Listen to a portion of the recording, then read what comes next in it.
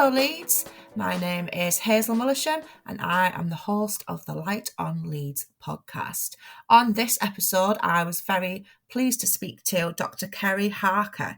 She is the founder and artistic director of the East Leeds Project. She has lived in Gipton for around 20 years. They have a brilliant project ongoing called the MakerSpace project, which she tells me all about a little mobile artistic thing they've got going on called KIOSK. And today they launched a newspaper called We Will Be Pioneers. There'll be lots of links in the podcast notes, but in the meantime, have a listen. On this episode of the Light on Leeds podcast, I'm very pleased to welcome Dr. Kerry Harker. Hello, Kerry. Hi, Hazel. Nice to be here. Yeah, it's lovely to have you, although virtually. You are the founder and the artistic director of the East Leeds Project. Can you tell me what that's all about? Yeah, sure. So I set up the East Leeds Project in 2017, and since 2018 I've been working with Claire Irving, who's my co-director. And really it's kind of a response to being in East Leeds. We've both lived in the Gipton and Hare Hills ward for over 20 years with our families, bringing kids up here. And it's really a response to the fact that East Leeds broadly kind of lacks cultural infrastructure. It's not to say that there isn't anything here, but there certainly isn't the sort of quantity of venues and projects and groups and community spaces that we would like to see. So we're a visual arts organisation. We're based above Gipton Methodist Church in the heart of the 1930s Gipton estate. And we kind of work with art as a social action, which means it's really about a kind of embedded arts practice that is about being here and working with the community. So, through co-production with people who are based here and artists who come from here and outside of the area. But it's very kind of grounded in place here, and we're trying to contribute to getting more things up and running in this part of the city. That's fantastic. And so have you had a good response from the people of East Leeds? Yeah, it's been lovely actually. Since we began, we're really building networks across East Leeds.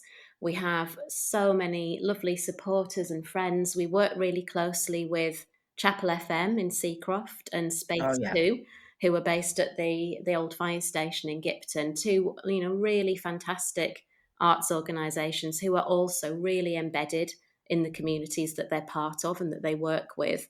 We've got lots of pals in this part of the city and lots of support, and we meet new people all the time. And generally, there's always one or two, isn't there? But generally, we have a really positive response to what we're trying to do. And do you find, because you're working with the people of East Leeds, and obviously that incorporates such a wide range of different people from different backgrounds, different cultures, is it quite surprising sometimes that the projects that you end up pursuing because of their interests? I think we're endlessly surprised, Hazel, by nearly everything. Whether, it's about things that happen or things that don't happen. One of the really lovely things in the research that we've been doing over the last couple of years is finding so many people, creative people, in East Leeds. I think East Leeds maybe sometimes isn't viewed as a particularly creative or cultural part of the city, and it kind of gets overlooked on that level a lot. But our research has shown that there are amazing creative people right across East Leeds doing all manner of wonderful things. Some of them are people who've been to university and they've done degrees in art and design or fashion or whatever. And a lot of them are people who are just self-taught, who are working from like converted sheds or garages or around their kitchen table, who do everything from, they're artists or they're musicians and filmmakers, craftspeople, designers, people who work with textiles, screenwriters, gardeners, bakers, all these wonderful forms of making. And actually, we found out that East Leeds is a really, really rich part of the city in terms of making practices and culture, which is wonderful. Yeah, it absolutely is. And I was reading, there's a link on your website, which I'll put all of these in the podcast notes so everybody can check out all the great work that you're doing. But there was a link to the Leeds 2023 website, and there was a really interesting quote on there about how across the world, east parts of cities sort of struggle and can sort of be, because, and it was something to do with the way the wind blows, and the sort of pollution ends up ending in the east, and so they tend to be the forgotten parts of cities. Yeah, that's right. It's really fascinating that actually. So with Space Two and Chapel FM, we've been investigating this together and looking at this kind of phenomenon of what happens to the east parts of cities. And if you think about everything from the Lower East Side in New York Mm. to the east of Paris to the east of Helsinki, and many other European and North American cities. That's true. And it is apparently, researchers have looked into this, and it is apparently because historically the wind blows in cities on a certain latitude, the wind blows from west to east. So during the industrial era, Yeah. because of all the chimneys in cities like Leeds, the pollution blew towards the east of the city, which was why you put your poor working class in the east end of the city. And what's really fascinating about that is, although the industrial era came to an end, that pattern persists. So when in Leeds they were knocking down slum housing in the city centre in the early part of the 20th century, most of the new estates that they built to house that inner city working class community were in the east. So they built Mm. Gipton, they built Seacroft, they built Halton Moor, these vast 1930s housing estates. And people were kind of, really displaced. Whole communities were pushed out to Yeah. the east. And sadly, although the vision for Gipton was like a really beautiful vision of a garden suburb, none of the kind of facilities that people need for like a really rich social and cultural life were ever built. So the cinema was never built, the shopping centre in Gipton was never built, and we still kind of feel the effects of that today because Gipton still lacks any sort of centre. We don't have like a local centre that you see when you go to Crossgates or to some extent to Seacroft or to Chapel Allerton or whatever. We just don't have that in Gipton, and so we really lack places for the community to come together. That's so sad, isn't it? It is. It's a great shame, and obviously we're trying to address that in particular through the MakerSpace project that we're developing. Oh yes, I wanted to ask you about that. Can you tell me some more? Yeah, so in this part of the city, I mean, across East Leeds generally, there are just no creative spaces which are completely focused on making and on hands-on production. So we Yeah. don't have any maker spaces, spaces where people can come and use tools and equipment that they can't have at home because they're too big or they can't afford them or whatever. Those kinds of places where you can try out lots of different creative practices, you Yeah. can learn new skills, or you can share the skills that you have with other people. We don't have any of those. We don't have any artist studios in East Leeds. We don't have any hack spaces. We don't have co-working spaces. It's just a complete absence of all of those things. So working with a project team, which is made up of people who live in East Leeds, we've been developing this bid for the last 2 years now. It's all been a little bit delayed because of COVID, but what we want to do is create our own makerspace, which will be a community-led and community-owned enterprise. Oh, how fantastic. Do you think it's really important to involve the people of the community with something like this so that Well, they are actually getting what it is that they want oh and yeah, need? it's we know that it's absolutely essential, because if the makerspace is going to have any chance of being loved and cherished and taken to heart by people here and used by people here, and if it's going to have longevity and legacy and all of those things, it has to be, it's not something that can be done to the community. It's Yeah. absolutely about being, doing that through co-production with the community. And so the people in our project team are really helping us shape that. And the research that I mentioned that we did across East Leeds in terms of what do people make here, all of that is informing what the makerspace looks like, what kind of equipment it will have, how it will run, and all of those things. Because the East Leeds project is, we're kind of providing a framework to get it up and running and do the admin and do the fundraising and things like that. But eventually, as I say, it will be a community owned enterprise. Yeah, So, you know, it's essential that it is genuinely, you know, comes from the community. exactly. How exciting. So how far have you got with the project? Yeah, we've got quite a long way down the track. You know, COVID, like everything, has been Mm. a massive curved ball, and unfortunately, you know, we've had like more than a year when we haven't been able to get together with our project team in person. And actually, we really need to do that. You know, we really need to be in the room with people to do that kind of work. So Yeah. we've had to postpone things a little bit, but we've done a huge amount of research and development, which has been supported by Arts Council England and Leeds 2023. Thank you very much to both of them. So we found out a lot, you know, all of this research about what's made here. We've looked at different options for where the makerspace might be. And we think, you know, our preferred option at the moment is to locate it at Fernville in Gipton, where Yeah. there's an existing leisure centre, but, you know, lots of community, lots of council owned land and playing fields and good transport links.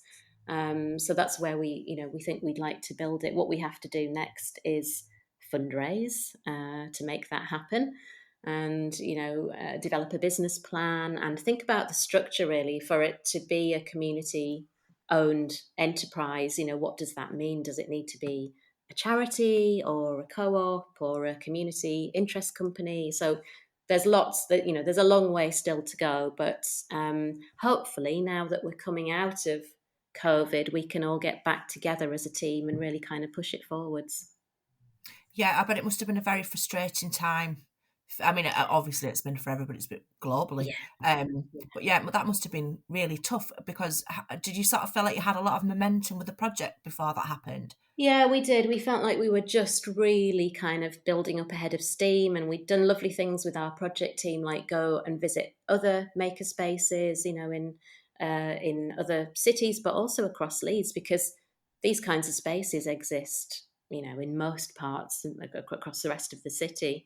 So there are fabulous spaces in the city centre and in Kirkstall, you know, down Kirkstall Road. You've got lovely places like Seagulls Paint and Yeah. Open Source Arts, and you know, all of these lovely spaces that already exist. So we'd been to see a lot of them. Places like Scrap Leeds over at Sunnybank Mills in Farsley, Yeah. which everybody just absolutely loved, which is like a really great model that we like. So yeah, we were doing all of those kinds of things, and just beginning to kind of, you know, get to know everybody, how we work together, all of that. And then, of course, COVID kind of put an end to things for the best part of a year. So it has been challenging, but we've stayed in touch, and we feel like we're getting some energy behind it again now, because we've been producing a film and a newspaper all about everything that we've done so far. And so getting those done and getting those out and about has felt like a real kind of reconnection and rebirth of the project, really. Yeah, I saw the your film. I'll share a link again in the podcast notes. And yeah, you're right. It's really exciting and it's great to see just the vision behind it and where you're at with it. I think it's a fantastic project. And is Kiosk part of that project? Yeah, Kiosk is a project that we've done in the interim while we're waiting to develop the full scale makerspace. So Kiosk Yeah. is a, you know, very small scale mobile makerspace. So it's literally on wheels. Oh, We were working with a wonderful artist called Emma Hardacre, who's based in Leeds.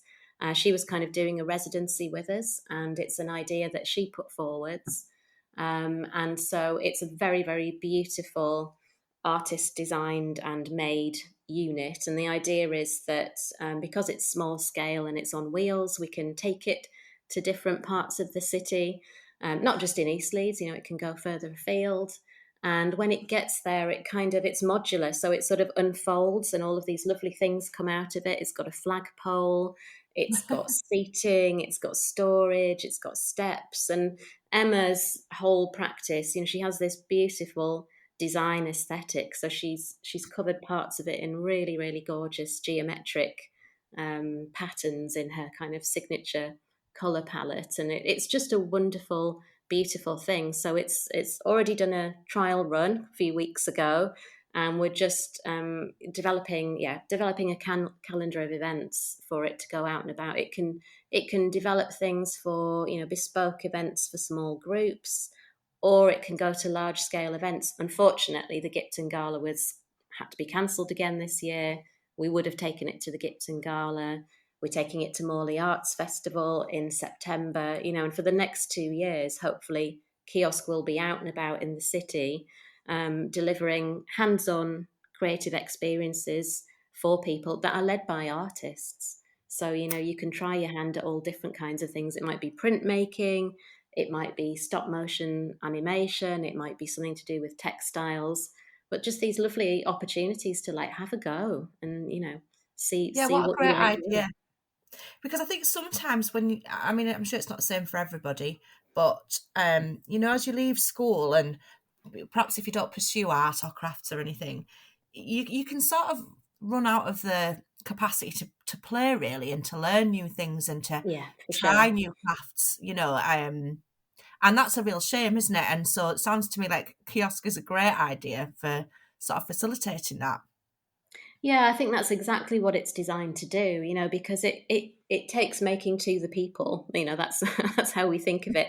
It Yeah. means that we can go to people wherever they are, in a community centre, in a school, in a park, you know, because it's designed for indoor and outdoor use. So it can have a different kind of interaction and conversation with people. It can just be very relaxed. You know, you don't have to, a lot of formal art venues have those problems of like you have to step over the threshold, and Mm, sometimes people don't feel confident to do that, or maybe they don't feel welcome for various reasons, or they think it's not for them, or they fear that they won't be able to afford it, or, you know, there are all of yeah. those issues about stepping into a very formal arts venue. But KIOSK is, you know, much more relaxed than that, and it goes to people, and it's just a lovely way into a conversation through making. And it also enables us to keep building our research and our network and connections for the makerspace, you know. So it works in that way for us as well, which is brilliant. Yeah, it really is. I'll keep my eye out for KIOSK when I'm Yeah. out and about in the next couple of months. And so you mentioned as well that today you launched a newspaper. Yes, very excited about this. So Yeah. we have, yeah, so we mentioned the short film, and then this is kind of a companion piece. So it's a free newspaper called We Will Be Pioneers, and it tells the story of what we've done in the Makerspace project to date. And the really lovely thing about it is that the story is really told through the words of people who've been involved. So people who contributed to our East Leeds Makers research, people who are in our project team, you know, you hear their voices through the newspaper, which is lovely because they, you know, people say the most wonderful things and surprising things. Yeah. But it's a really lovely read. It's also very visual. It's got loads of lovely images. KIOSK is in there. Um, yeah, it's beautifully designed, and it's just so exciting to really be putting things out there. So at the moment, you can pick one up from venues like the old fire station in Gipton and Space 2, or the Chapel FM in Seacroft, but we're getting it out and about much more broadly across East Leeds, and probably some places in the city centre as well. So yeah, you can pick one up for free, or you can read it and download it on our website as well. And it's a lovely thing, and it's really an invitation for more people to get involved, you know, and be part of that conversation. Yeah, and hopefully they will, and hopefully they'll click through the links that I give them, and people Yeah. can get involved and, you know, find out what it is that you're doing, and yeah, get involved, which would be great. And so you mentioned that you've lived in Gipton for over 20 years, Yeah. which means that you're fully qualified to answer my three questions. The Good. first one being, what would you say is great about the city of Leeds? Well, I think I'm a curator, and so for me, I have to say it's the artists, because our city is just absolutely packed full of creative practitioners of all descriptions, you know, not just visual artists. And they do amazing, brilliant, surprising, challenging, affirming, beautiful work across all creative disciplines, and they're really the ones who power culture in our city. We would be nothing without the creative practitioners that we have in the city, but they're often working in like really challenging circumstances, particularly because of what COVID has done to Yeah. freelance practitioners. A lot of them had all of their work cancelled at the start of the pandemic. A lot of them have fallen between the cracks in the various kind of support systems that have been out there. They work for next to nothing, a lot of them, which is appalling and needs to be changed and challenged, and sometimes they don't get a lot of recognition. But they find ways to continue, and they generate these amazing creative communities of support and respect, and they are just endlessly inspirational to me. So that's my shout out to all the artists in Leeds. Oh, that's a great one. And if you had to pick something that you think is not so great about the city, what would you choose?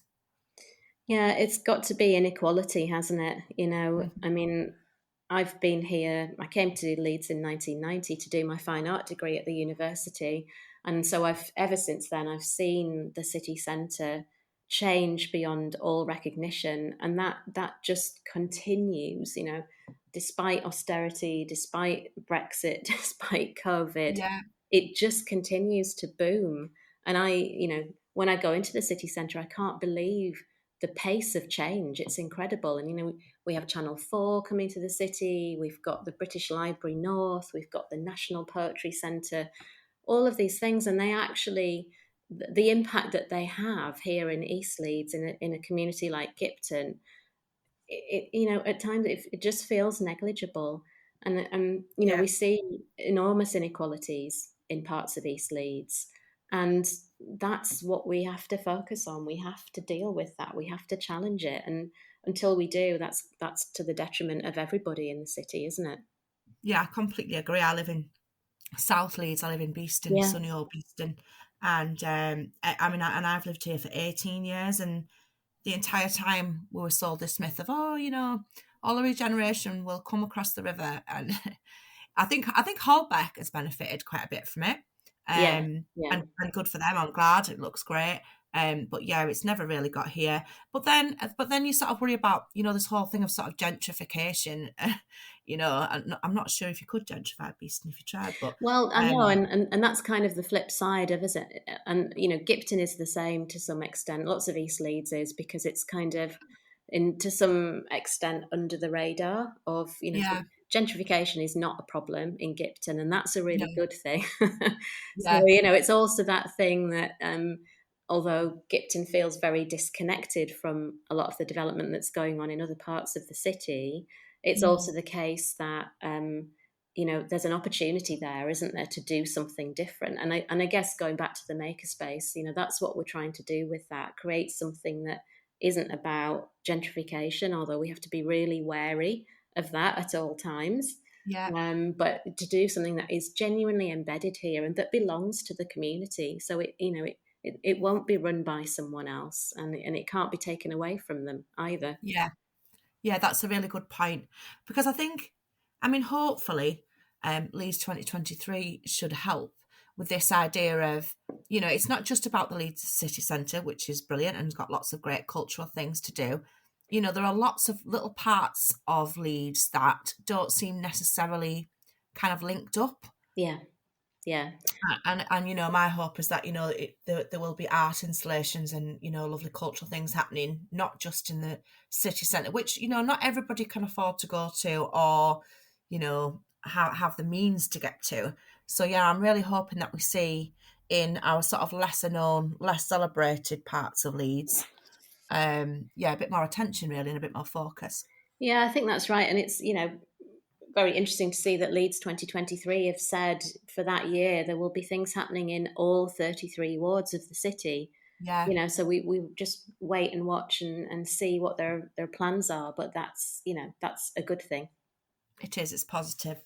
If somebody had lived in Leeds for a very long time, would you be able to tell them about something that you would consider to be a hidden gem that they might never have heard of? Well, I think our hidden gem as the East Leeds Project is definitely the Wykebeck Valley. So we're in Gipton, which is just on the border of the Whitebeck Valley, and in fact, my house backs onto Fernville Fields, so I'm very near to it. But it's a wonderful green corridor, and it runs all the way from Roundhay Park down past Temple Newsome, all the way down to Skelton Lake. It's like 5 miles of green corridor, and it's pretty well connected most of the way along the route, and you can walk it and you can cycle it. Very good cycle paths most of the way, but it is just beautiful in places. And as a family, we walk there a lot and we cycle there, and as the East Leeds Project, we go on walking meetings there with people all the time. And it's, I think people are surprised if they haven't been there before. They're really surprised by how beautiful it is and how kind of expansive it is. So you can be standing in, surrounded by meadows, particularly like May is my favourite time of year in the Whitebeck Valley, where everything is just really beginning to bloom. And you can be surrounded by meadows full of beautiful grasses and wildflowers and all of that. And really, you can't believe that you're in the middle of an enormous city. Just every so often, there's like a tower block, just kind of popping up behind some trees or a meadow or whatever. But it's really rich in terms of biodiversity. It's very important for flood alleviation in this part of the city. And it's just a really, really special place, and kind of underutilized, a lot of it as well, Yeah. And isn't it great to have something like that on your doorstep, especially, when we're all severely restricted about where we could go, to be able to step out of your house and be in nature. Yeah, it's been really, really important through the lockdowns, just to be able to get out there and walk and breathe and, have space. It's fabulous. And I always ask guests if they know of a Leeds-based band or musician that they would like to feature a track of theirs.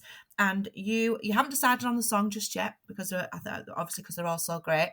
But you've chosen to go for a track that will be by Zoe Carty. Can you tell me why you chose Zoe? Yeah, well, we're actually doing some work with Zoe. Zoe is a really wonderful young musician based in East Leeds, and we met her through our relationship with Chapel FM. So my co-director, Claire Irving, is working on a series of podcasts, which will be launching in the autumn, talking to makers in East Leeds. So it's all part of our project to create the MakerSpace. But we've been working with Zoe, who's been helping us with the podcasts. And so she's just lovely. She's wonderful, and her music is kind of indie folk, and she's wonderful. Really, really amazing East Leeds talent. So I wanted to select something by Zoe. Excellent. I'm really looking forward to hearing it. And what will you be doing with the rest of your day today, Kerry? Oh gosh, there's always the to-do list, which is it never gets any shorter, does it, Hazel? No, it never gets longer. But I think I will probably get out and about this afternoon distributing some copies of our newspaper, because we're just so excited to share it with people. So yeah, I'll probably zoom around and drop some off in East Leeds. Oh, that'll be lovely. Well, I wish you the very best with everything that's happening. Thank you. I'll put lots of links in the podcast notes that people can click through, join in. Lovely to talk to you, Hazel. Thanks so much. You too. Thank you. Take care. I really enjoyed speaking to Dr. Kerry Harker, and it was great to hear about all of the fantastic work that the East Leeds Project are doing. I'll put lots of links in the podcast notes so that you can click through and get involved. Kerry chose the beautiful song Some Things Grow by Zoe Carty.